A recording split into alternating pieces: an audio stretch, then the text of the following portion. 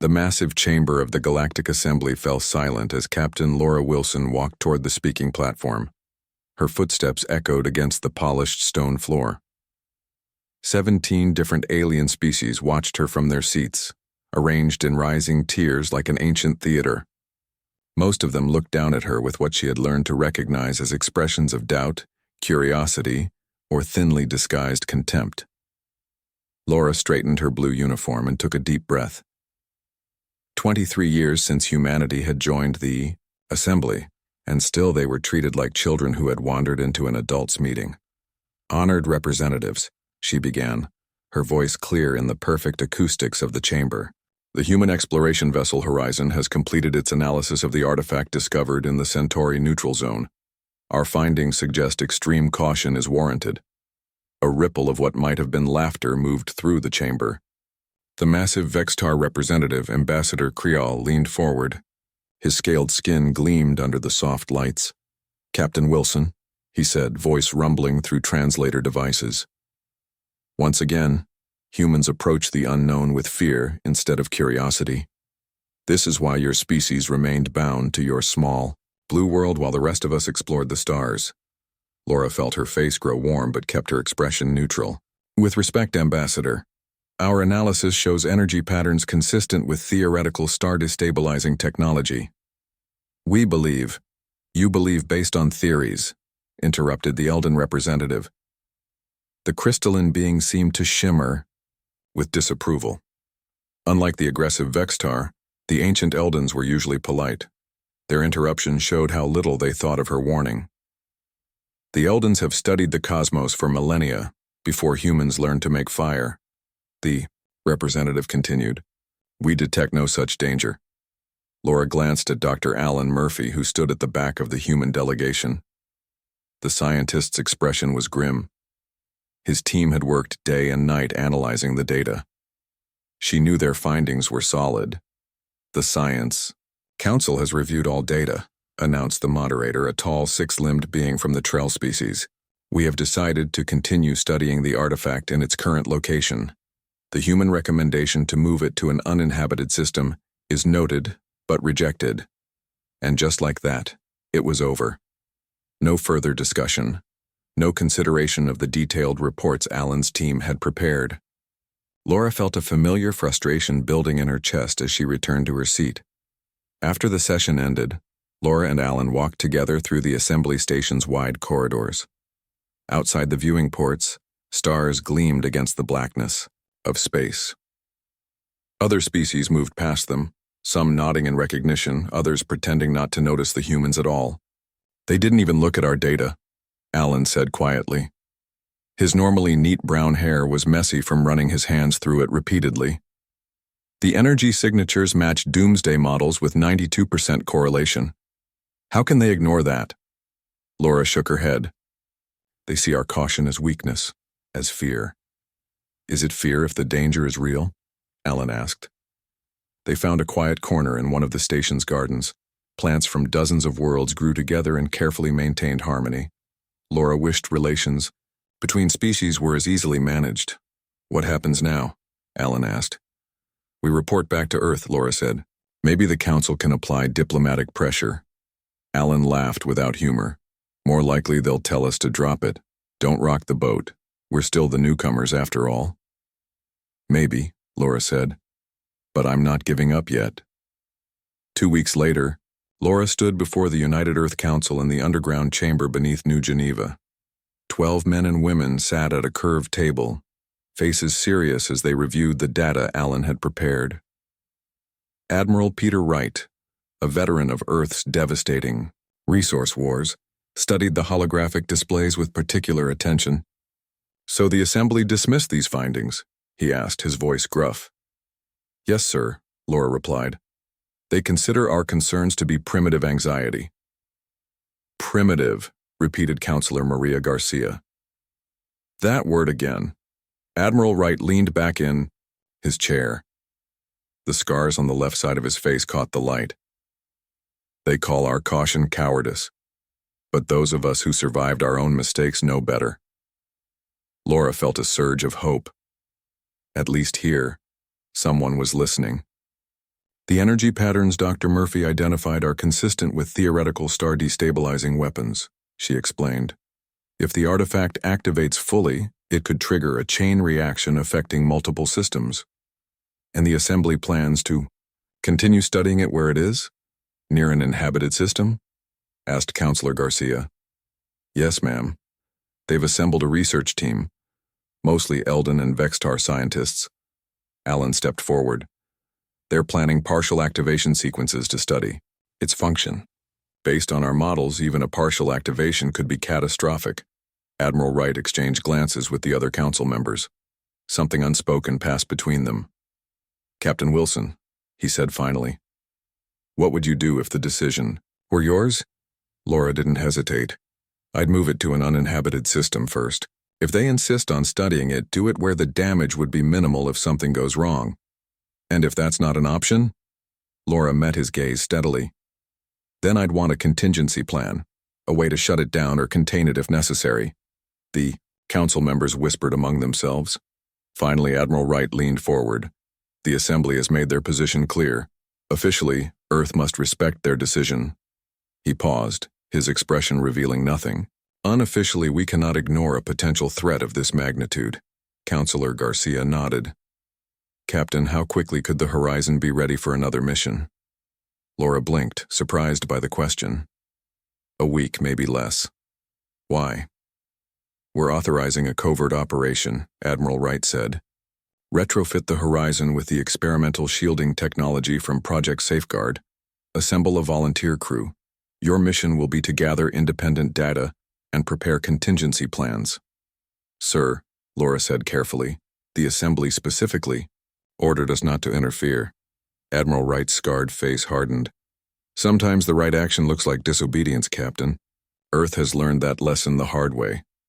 He looked around at the other council members who nodded in agreement. History will judge us by the disasters we prevent, not the rules we follow, he said. Prepare your ship, Captain Wilson. You leave in 1 week. As Laura and Alan left the council chamber, a strange mixture of dread and determination filled her. They were going against the Assembly's direct orders. If they were caught, Earth's standing in galactic politics would suffer. But if they were right about the artifact, much more than politics was at stake. Ready to be called cowards again? Alan asked with a grim smile. Laura thought about the dismissive looks, the condescending words, the assumptions about humanity's worth. Let them call us what they want, she said. I'd rather be a living coward than a brave fool who destroyed the galaxy. She gazed up at the blue sky visible through the transparent dome above them. Somewhere out there, an ancient power waited, and only the cowardly humans seemed willing to take it seriously. The Horizon floated in Earth's orbital shipyard, surrounded by maintenance drones and supply shuttles. Laura looked through the viewport of the approach shuttle and barely recognized her ship. New plating covered the hull, dull gray instead of the usual reflective white. Additional modules had been attached to the stern, housing the experimental shielding technology. She looks different, said Lieutenant Samantha Cole from the seat beside her. The tactical officer had been the first to volunteer for the mission. She is different, Laura replied. Just like this mission. The shuttle docked, and Laura led her small crew aboard. The normal crew of the Horizon was 63. For this mission, they had just 5. Herself, Alan, Samantha, engineer Greg Foster, and communications officer Keith Rivera. 5 people to potentially save billions of lives, or to ruin humanity standing in the assembly forever if they were wrong. Alan met them on the bridge. Maps and data scrolled across his screen as he worked. The assembly research team arrived at the artifact yesterday, he said without looking up. They're setting up a station now. 17 scientists, 5 Eldon, 8 Vextar, and representatives from 4 other species. Any humans? Laura asked. Just one. Dr. Susan Baker. She was already stationed in that sector when the artifact was found. Greg Foster, his red hair cut short against his scalp, looked over the engine readouts. These new shields eat power like nothing I've ever seen. We'll need to run at reduced speed if we want to maintain stealth. How reduced? Laura asked. 3 weeks to reach the artifact instead of 1. Laura nodded slowly. That's acceptable. The assembly won't begin real testing for at least a month. Can we be sure of that? Samantha asked. No, Alan admitted. But their procedural guidelines are strict. Even if they wanted to rush, the paperwork alone should delay them. Keith Rivera, the youngest of the crew at 26, looked nervous but determined as he checked communication systems. All channels secure, Captain. We're showing as a routine maintenance operation in the logs. Once we leave Earth space, we'll be officially off the grid. Laura looked at each member of her crew, all volunteers, all risking their careers and possibly their lives on what might be nothing more than human paranoia, at least according to the assembly. Last chance to back out, she said. No questions asked, no marks on your records. Nobody moved. We're with you, Captain, Samantha said simply. 2 hours later, the horizon slipped away from Earth, running quiet with minimal systems. The experimental shielding technology masked their energy signature, making them nearly invisible to standard scanners. It would drain their power reserves quickly, but they needed only to avoid detection until they reached the artifact. 3 days into their journey, Laura sat alone in her quarters, reviewing Alan's latest simulations. If the artifact was indeed a weapon, its potential damage radius was staggering. Not just one star system, but potentially dozens. A soft knock interrupted her thoughts. Keith stood at her door, a tablet in his hand. Captain, we just intercepted a transmission from the research station to the assembly. It was encoded, but I managed to crack it. His dark eyes were worried. They're ahead of schedule, way ahead. Laura took the tablet. The decoded message showed that the assembly scientists had already completed their preliminary scans and were preparing for the first activation sequence. This is dated yesterday, she said. They're moving at least 3 times faster than expected. The Vextar are pushing hard, Keith explained. Apparently they've overridden some of the standard protocols. Laura felt a chill. Get everyone to the bridge, now. Minutes later, the crew gathered around the main display as Alan brought up new calculations. If they're this far along already, we won't reach them in time to gather data before their first test, he said. Can we go faster? Laura asked, turning to Greg. The engineer shook his head. Not with the shields active, and if we drop the shields, we'll be detected, Samantha finished. The assembly will know we disobeyed direct orders. Laura paced the small bridge. What about Dr. Baker, our person on the inside? Can we contact her? Keith looked uncertain. Maybe, but any transmission risks exposing our position. She might not even be sympathetic to our concerns, Alan added. She was selected by the assembly, not by Earth. Laura made her decision. We need more information. Keith, prepare a tight beam, encrypted transmission to Dr. Baker's personal channel. Make it look like routine communication from Earth. 3 tense hours later, their gamble paid off. A response came through, heavily encrypted. They're ignoring safety margins, Dr. Baker's message read. The Vextar scientists claim they've identified the activation sequence. First test scheduled in 15 days. I've tried to urge caution, but I'm being sidelined. The Eldon chief researcher told me, and I quote, "Your species' paranoia is noted, but we have studied the cosmos for millennia before your kind learned to make fire. They won't listen to me." The message ended with data, Dr. Baker's own scans of the artifact, far more detailed than anything they had seen before. Alan spent hours analyzing the new information. When he finally looked up from his station, his face was ashen. "It's worse than we thought," he said quietly. "These energy patterns, they're not just similar to theoretical doomsday weapons. They match exactly with the Sunbreaker scenario." "The what?" Samantha asked. "A theoretical weapon our scientists modeled 50 years ago, during the resource wars. Something that could destabilize a star's fusion reaction, causing it to go nova prematurely. We never built it, the moral implications were too severe. But the math worked." Greg whistled softly. "And you think this artifact is—" "I think someone else had the same idea a very long time ago," Alan said. "And they did build it. Laura made a quick decision. New plan. Maximum speed, shields or no shields. If the assembly detects us, so be it. That'll put us there in 7 days, Greg said. Still 8 days before their test. If they stick to the schedule, Keith pointed out. Dr. Baker said they're rushing everything. Send her another message, Laura ordered. Tell her to stall them any way she can. As the horizon accelerated toward the artifact, Laura felt the weight of their mission grow heavier. They were 5 humans in a modified exploration vessel about to tell the 17 most advanced species in the galaxy that they were making a terrible mistake. And based on the reception their warnings had received so far, the odds of being listened to were vanishingly small. What if we can't convince them? Samantha asked, giving voice to the question they were all thinking. Laura looked at the star map, at the dozens of inhabited worlds that would be affected if the artifact was as dangerous as they feared. Then we moved to Plan B, she said. Which? Kirsty and Greg asked. Laura met their eyes one by one. We stopped them ourselves. The words hung in the air. What she was suggesting went beyond disobeying orders. It would be direct interference with an assembly operation, something that could get them labeled as criminals or worse, get Earth expelled from the assembly altogether. But as the horizon raced toward the artifact, none of them suggested turning back. The horizon dropped out of faster-than-light travel at the edge of the system, well beyond normal detection range.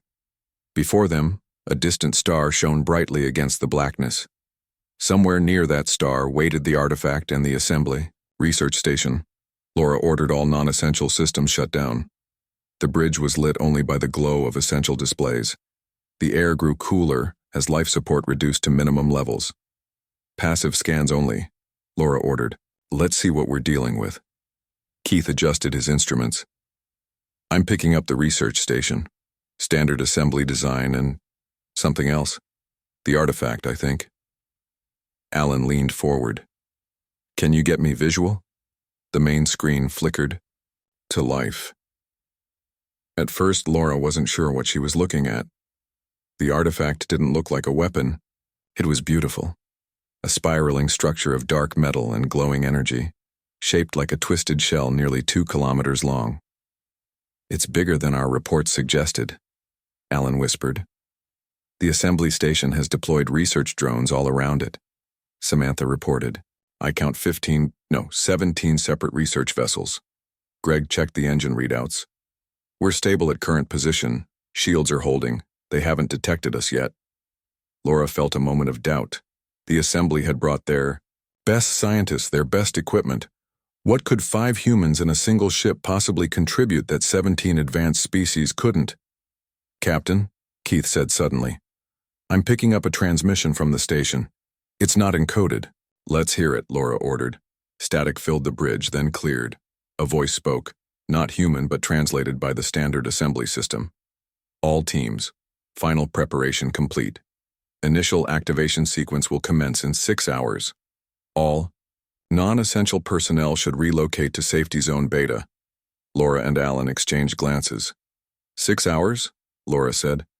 Dr. Baker's message said 15 days. They've accelerated the timeline again, Alan replied, his voice tight. We need to warn them. They won't listen, Samantha said. They didn't listen before. Laura made her decision. Keith, open a channel to Dr. Baker's personal communicator. Tight beam, encrypted. Minutes later, Susan Baker's face appeared on the small screen in Laura's private quarters. The scientist looked tired, dark circles under her eyes. Captain Wilson, how are you? She stopped herself. You're not supposed to be here, are you? No, Laura admitted. We came to gather independent data, but now we need to stop the activation sequence. Baker laughed without humor. Good luck with that. The Vextar lead scientist has taken over. He claims to have decoded the artifact's control mechanism. The Eldons are backing him. What about the other species? Most are just following along. A few have concerns, but no one wants to appear, how do they put it? Ah, yes, human-like in their timidity. Laura leaned closer to the screen. Susan, Alan has analyzed your data. The artifact matches exactly with theoretical star destabilizing technology.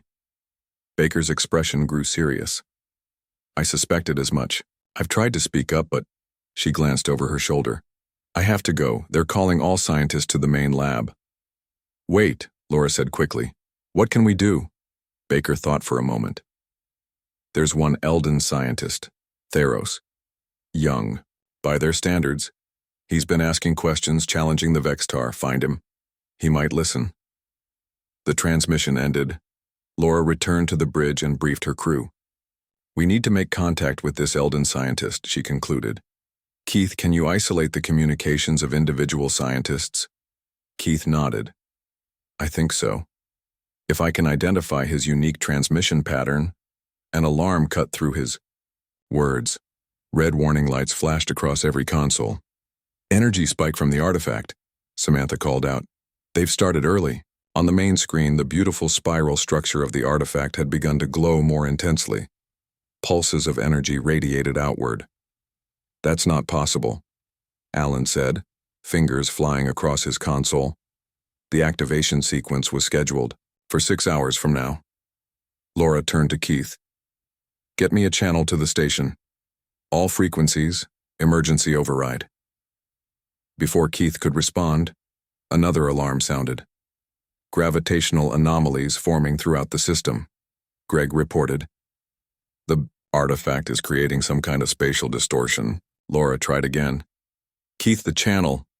Working on it, Captain, but there's interference. The artifact's energy is disrupting communications. On the screen, the research station had deployed emergency shields. Small flashes indicated escape, pods launching. They're evacuating, Samantha said. Radiation levels around the artifact are climbing, Alan reported, his voice grim. If my calculations are correct, it's affecting the star already. Subtle changes in the fusion reaction.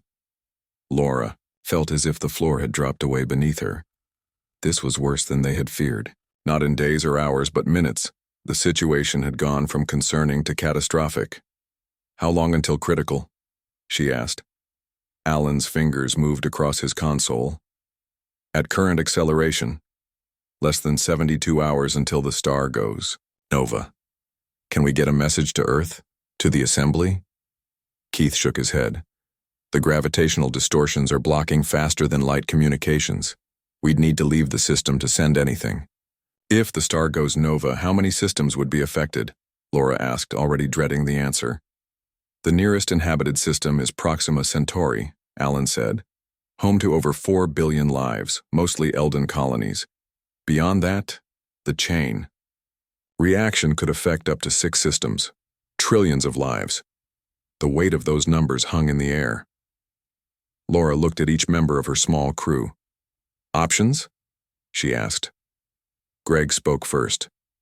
We could try to tow the artifact away.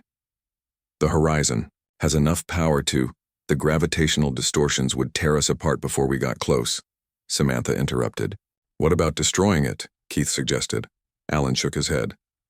A direct attack might trigger an immediate collapse of the star. Laura noticed something on the screen. What's that?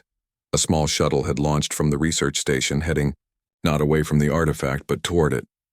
They're insane, Samantha whispered. Keith adjusted the sensors. I'm picking up a transmission from the shuttle. A voice filled the bridge, human, desperate. This is Dr. Susan Baker. Does anyone copy?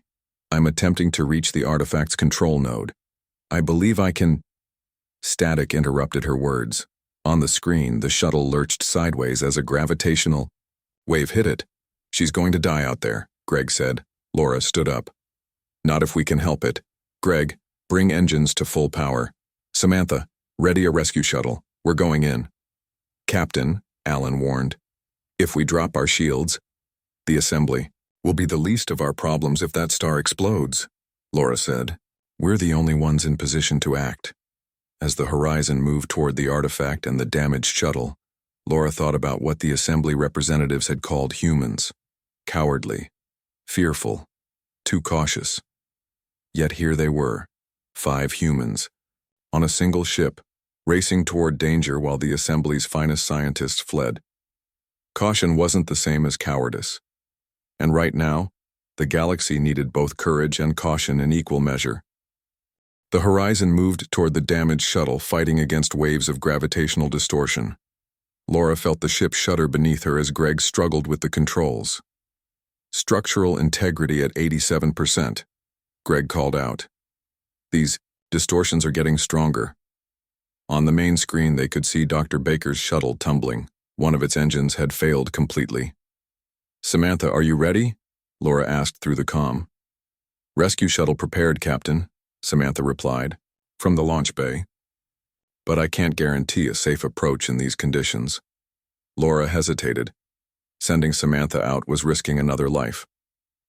But leaving Dr. Baker to die wasn't an option. "Launch when ready," she ordered.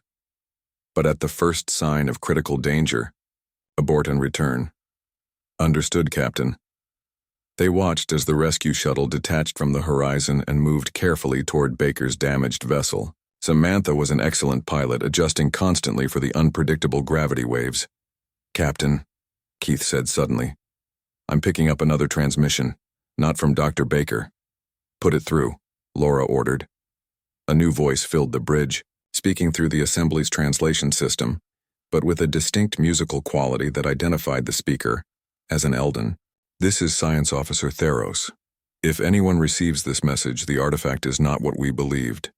It's channeling energy directly from the star. The Vextar activated it without full analysis.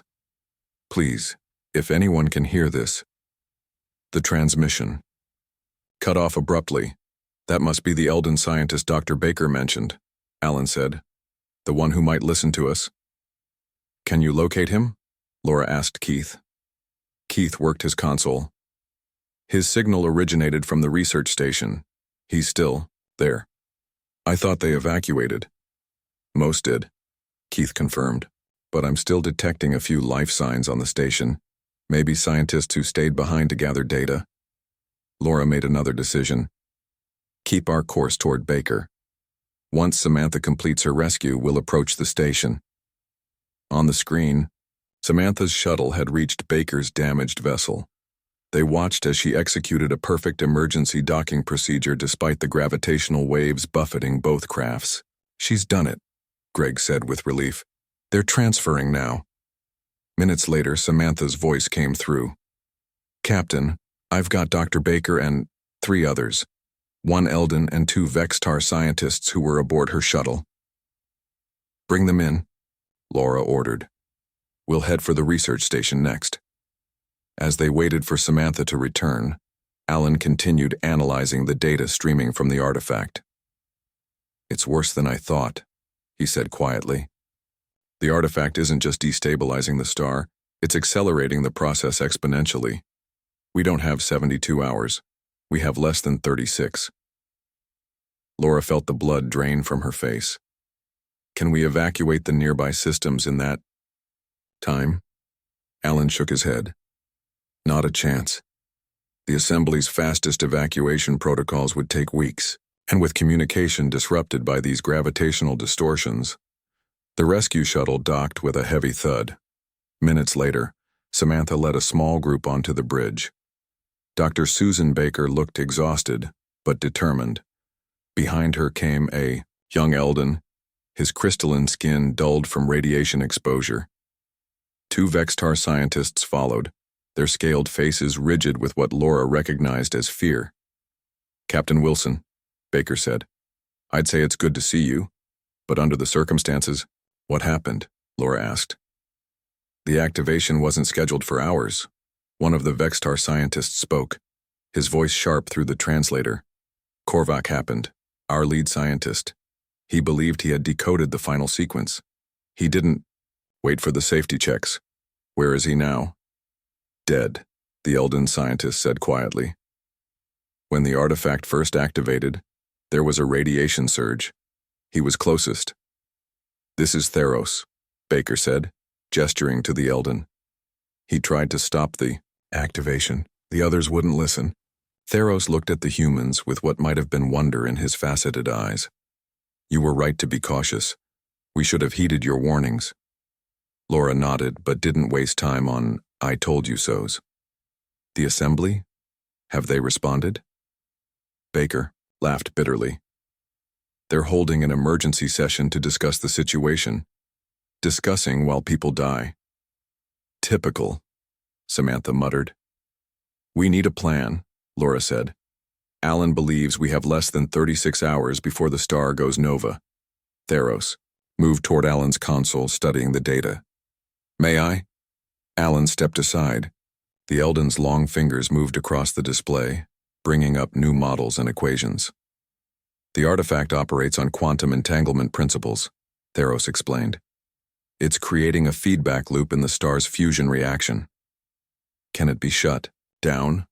Laura asked. Theros and Alan exchanged glances. Possibly, Alan said, but we'd need to disrupt the entanglement pattern. How? Specialized disruptors placed at precise coordinates around the artifact, Theros said. Each would need to emit a counter-frequency to break the pattern. Greg looked up from his console. I might be able to modify our probe warheads to emit those frequencies. How many would we need? Laura asked. 5. Alan replied after consulting with Theros. Placed at very specific coordinates. And each one would need manual calibration. Theros added. The frequencies must be exactly right. Laura understood what that meant. A suicide mission. No one disagreed. I'll do it, Samantha said immediately. We all will, Greg added. We can use the shuttle and the escape pods. Laura looked at her brave crew, all volunteers, all willing to die to save billions. We'll use teams of 2, she decided. 1 pilot, 1 technician. I'll take the final position myself. The next 6 hours were a blur of activity. Greg and Alan worked with Theros to modify the probes into disruptors. Baker and the Vextar scientists calculated the exact positions needed. Keith searched for any pattern in the artifact's emissions that might help them calibrate more precisely. As they worked, the gravitational distortions grew stronger. Twice they had to adjust the horizon's position as waves of spatial distortion threatened to tear the ship apart. Finally, Greg looked up from his work. They're ready. 5 disruptors, each programmed with the counter frequencies. Laura gathered everyone on the bridge. Last chance to back out. No one will think less of you. No one moved. Then let's do this. For Earth, for the Assembly, for everyone who might die if we fail. As they prepared to launch the mission, Keith received a transmission from Earth. Admiral Wright's face appeared on the screen, grim but determined. Captain Wilson, we've received fragmented data about your situation. The Assembly is in chaos. Some are blaming humans for the disaster, claiming you interfered. Others are calling for immediate evacuation of nearby systems. Sir, we don't have time for evacuation, Laura said. But we have a plan. She quickly explained their strategy. When she finished, Admiral Wright was silent for a long moment. You understand what you're proposing? He finally asked. Yes, sir. A high probability that none of us will return. Admiral Wright straightened his shoulders. You have full authorization, Captain. Trust your judgment. And good luck. As the transmission ended, Laura turned to her crew and their unexpected allies. Let's prove them all wrong, she said. Let's show them what cowardly humans can do. The Horizon's shuttle bay buzzed with activity as final preparations were made. 5 teams of 2 people each would deploy the disruptors at precise coordinates around the artifact. Each disruptor needed to be placed within 10 meters of its designated position and manually calibrated to emit the exact counter frequency. Laura checked her environmental suit one last time. The radiation levels near the artifact would be lethal within minutes of exposure, even with protection. All teams. Report ready, Captain, Keith said. He would remain aboard the Horizon to coordinate communications, the only one guaranteed to survive if their plan failed. Laura looked at her unlikely team. Humans and aliens working together, united by the threat of extinction. Samantha would pilot the first shuttle with Alan as technician. Greg would take the second with Dr. Baker. The 2 Vextar scientists would take the third. Theros would pilot the fourth with one of the Horizon's engineering technicians. Laura would take the 5th position alone. Once all disruptors are placed, I'll initiate the sequence, Laura explained. Everyone else should withdraw to minimum safe distance. And what about you, Captain? Samantha asked. Laura didn't answer directly. The Horizon will pick up survivors at the rendezvous coordinates. No one mentioned that her shuttle might not make it back in time. They all understood the risks. The gravitational distortions are increasing, Keith warned. We have a window of about 40 minutes before they become too severe for the shuttles to navigate. Laura nodded. Launch sequence starts now. Good luck, everyone. One by one, the small craft departed the Horizon. Laura's shuttle was last, the smallest of the 5. As she guided it toward her designated coordinates, she watched the others on her scanner, each moving carefully through the waves of distorted space. The artifact loomed ahead, its spiraling structure pulsing with energy. Up close, it was both beautiful and terrifying, ancient technology that had survived for perhaps millions of years waiting to be awakened. First team in position, came Samantha's voice over the comm. Beginning calibration sequence. Second team approaching coordinates, Greg reported. Heavy distortion in this sector. Laura focused on her flying as the shuttle bucked against gravitational waves. The small craft's engines strained to maintain course. Third team at coordinates. Deploying disruptor. Fourth team delayed, navigating around a severe distortion. Laura reached her position last, directly above the center of the artifact. From here, she could see the other 4 disruptors already deployed, tiny points of light against the darkness. All teams report calibration status, she ordered as she secured her shuttle and prepared to deploy her own disruptor. First disruptor calibrated and active. Second disruptor calibrated and active. Third disruptor calibrated and active. Silence from the 4th team. Then Theros's voice came through, strained. 4th team experiencing difficulties. Radiation levels higher than predicted. Calibration at 70%. Keep trying, Laura said as she worked on her own disruptor. The device was heavy in the microgravity environment, difficult to maneuver into position. Captain, Keith called, from the Horizon. Energy readings from the artifact are spiking. The star's destabilization is accelerating. Laura glanced toward the distant star. Even to the naked eye, it looked wrong. Brighter in some areas, darker in others as the fusion reaction was disrupted. How long? She asked. New estimate puts total collapse at less than 12 hours. Not enough time for evacuation. Not enough time for anything except their desperate plan. 4th disruptor calibrated and active, Theros finally reported. But our shuttle is damaged, we can't withdraw. 5th disruptor calibrated and active, Laura confirmed. All teams begin withdrawal immediately. Theros, transmit your coordinates. We'll pick you up. No time, Captain, the Eldon replied calmly. The distortions between us are too severe. Save yourselves. Laura checked her scanner. He was right.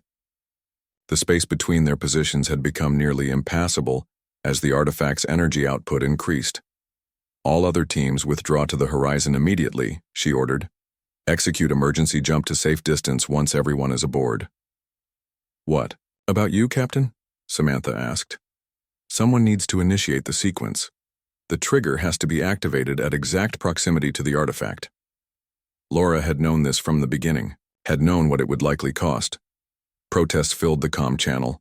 She silenced them with a simple command. This is not a discussion. It's an order. Withdraw now. She watched on her scanner as 3 shuttles turned and moved away from the artifact, fighting against the increasingly violent gravitational waves. All teams except 4 and 5 clear of immediate danger zone, Keith reported. Laura opened a private channel to the Horizon. Keith, once they're aboard, you jump. No delays. No heroics. The people of Earth need to know what happened here. The Assembly needs to know. Understood, Captain, he replied, his voice thick with emotion. Laura turned to her final task. The trigger device was simple, a handheld control that would synchronize all 5 disruptors and activate the counter-frequency pattern. According to Alan and Theros, it would create a feedback loop in the artifact's quantum field, causing it to collapse in on itself. Or it would fail, and billions would die. Ready on your end, Theros? She asked. Ready, Captain Wilson, the Eldon replied. It has been an honor. Likewise, Laura said. On my mark. 3, 2, 1. Mark. She pressed the trigger. For a moment, nothing happened. Then the 5 disruptors began to glow more intensely, each emitting a beam of energy directly toward the artifact. Where the beams met, the fabric of space itself seemed to warp and fold. The artifact's spiral structure began to twist more tightly, its glow intensifying. Laura's shuttle rocked violently as new gravitational waves stronger than before radiated outward. It's working, Theros called. The quantum field is destabilizing. Laura checked her instruments. The artifact's energy output was dropping. The process destroying the star was slowing. Horizon report, she ordered. Energy readings from the star are stabilizing, Keith confirmed. The reaction is returning to normal parameters. Relief flooded through Laura. It was working. They had succeeded. Then her shuttle's warning alarms blared. The artifact's collapse was creating a new kind of distortion, smaller but incredibly intense. A quantum singularity was forming where the artifact had been. Captain, you need to get out of there now, Keith warned. Laura tried to fire the shuttle's engines, but they had been damaged by radiation. No can do, but it doesn't matter. Did everyone else make it? All teams except you and Theros aboard. We're ready to jump. Then go. That's an order. Laura, now, Keith. The last thing Laura saw on her scanner was the horizon jumping away, to safety. Then her shuttle was caught in the quantum collapse of the artifact. There was a blinding flash of light, a sensation of being stretched and compressed simultaneously, and then nothing. 3 months later, the Great Hall of the Galactic Assembly was filled beyond capacity. Representatives of all 17 species had gathered for an unprecedented ceremony. At the center of the hall stood Keith, Samantha, Alan, Greg, and Dr. Baker, the survivors of the Horizon mission. Admiral Wright addressed the assembly, his scarred face solemn. You called us cowardly for our caution, but true courage isn't the absence of fear, it's acting despite it.